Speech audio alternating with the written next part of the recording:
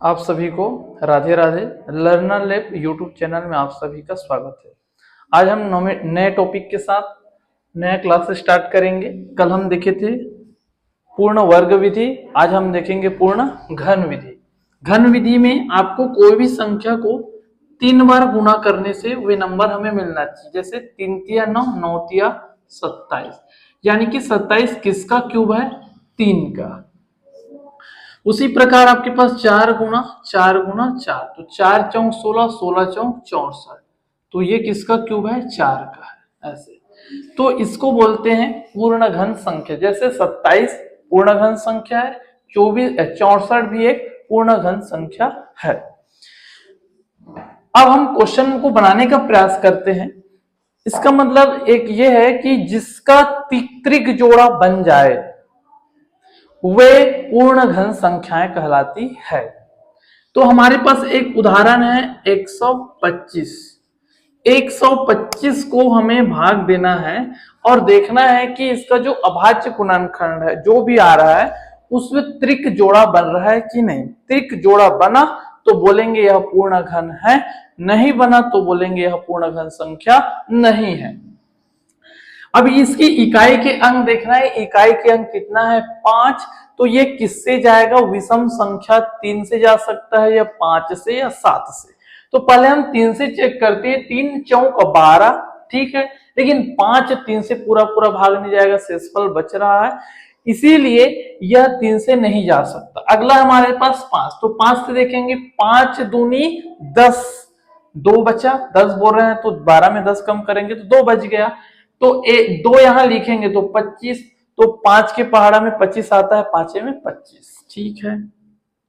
तो ये हो जाएगा हमारे पास 5 दूनी 10 और 5 में 25। 25 5 के पहाड़ा में आता ही है, 5 में 25, 5 एकम 5। तो 125 बराबर 5 गुना 5 गुना 5, यानी कि 125 जो है 5 का 3 बार गुना करने से आ रहा है। तो यहां देखो त्रिक जोड़ा बन रहा है, तो हम बोलेंगे 125 पूर्ण घन संख्या है, क्योंकि इसके अभाज्य गुणनखंड के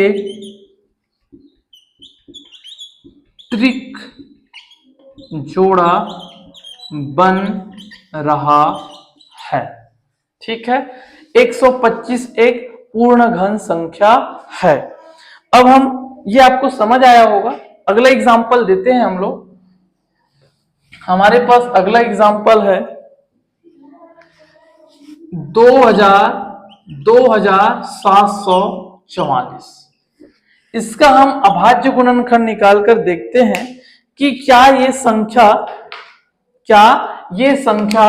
पूर्ण घन है कि नहीं। तो इसकी इकाई के अंक देखना है, 4 है। इकाई के अंक कितना है जी? 4 है। तो 4 जो है ऑलरेडी 2 से भाग जाता है, तो हम 2 से चेक करेंगे। 2 एकम 2, 7 है तो 2 तिया 6, 1 बच गया, 2 सत्ते 14, 2 दूनी 4, जा रहा है 2 से। 2 एकम 2, 2 तिया 6, 1 कम हो जाएगा, मतलब 6 कम होगा तो 1 बचेगा, यहां लिखेंगे 14, 2 सत्ते 14 और 2 दूनी 4, अभी भी 2 से ही जाएगा। 2 6 का 12। यहाँ बहुत बच्चे कंफ्यूज हो जाते हैं, छोटे बच्चे को थोड़ा दिक्कत होता है। यहां हमने 2 एकम 2 कर लिए, लेकिन 1 को भाग नहीं दे रहे 2 से, वही दशमलव वाले में जीत में आ जाते हैं उन लोग। तो हमें यहाँ दशमलव नहीं लेना है, हमें पूरा पूरा भाग चला जाता है वही देना है, दशमलव को क्यों नहीं करना है।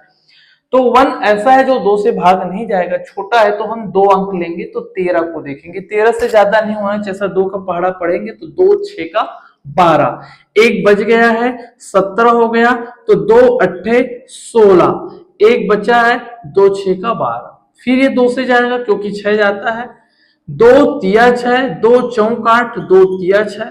फिर ये 2 से नहीं जाएगा क्योंकि इकाई के अंक विषम संख्या आ गया, या तो ये 3 से जाएगा, या तो 5 से, या तो 7 से। तो पहले 3 से चेक करते हैं हम लोग। 3 एकम 3, 3 एकम 3 13 बन गया, 13 3 के पहाड़ा में नहीं आता है, या तो 3 चौक 12 होता है, 3 पंचे 15 होता है। उसके बाद हम इसको 5 से देखेंगे तो 5 6 का 30, 5 7 35, ज्यादा हो जाएगा तो 5 6 का 30, 4 बच गया, 43 नहीं आता है। 5 के पहाड़ा में 45 आता है या तो 40 आता है। तो हम देखेंगे 5 के बाद विषम संख्या 7 है। 7 एकम 7, 7 दूनी 14, 7 ते 21, 7 चौक 28, 7 पंचे 35 ज्यादा होगा तो 7 चौक 28। 34 में हम 28 कम कर देंगे, 34 में 28 कम करेंगे तो 14 में 1 हासिल लेंगे तो 14, 14 में 8 गया, कितना बच जाएगा? 6 बचेगा। ठीक है, कितना बचेगा जी? 6 बचेगा। तो ये हो गया 2, 2 में 2 गया 0। अब यहां हम 6 लिखेंगे तो होगा 63, तो 7 निया में 63, 37 49, 7 एकम 7। जिसको माइनस करने में दिक्कत होता है वो दूसरे जगह, जैसे मैं अभी किया हूं वैसे रफ वर्क माइनस करके जो बच गया उसको यहाँ अपने दिमाग में रखेंगे कि यहाँ 6 है इसका। जैसे हमने यहाँ 6 को माइंड में रखा, यहाँ 6 है मतलब 63, फिर पारा पढ़े 7 निया 63, 37 49, 7 एकम 7। अब हम देखते हैं 2744 का जो अभाज्य गुणनखंड है वो कितना आया है। 1 2 3, 1 2 3, 2 भी 3 बार आया, 7 भी 3 बार आया।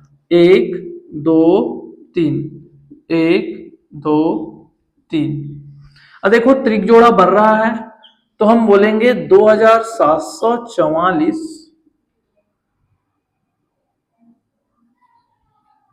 पूर्ण घन संख्या है। क्यों? क्योंकि इसके अभाज्य गुणनखंड के त्रिक जोड़े बन रहे हैं। ये क्लास आप सभी को समझ आया होगा, और अगर समझ नहीं आया है तो आप लोग कमेंट करो। शेष ये सेकेंड प्रश्न वाली है अध्याय 1 का, मैं 2 क्वेश्चन वहां से समझा दिया हूं।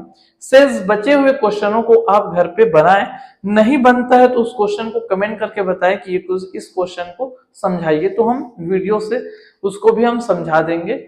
आशा करते हैं आप सभी को यह वीडियो बहुत अच्छा लगा होगा, और अच्छा लगा है तो लाइक शेयर और सब्सक्राइब हमारे लर्नर लैब यूट्यूब चैनल को जरूर करें। आप सभी को धन्यवाद।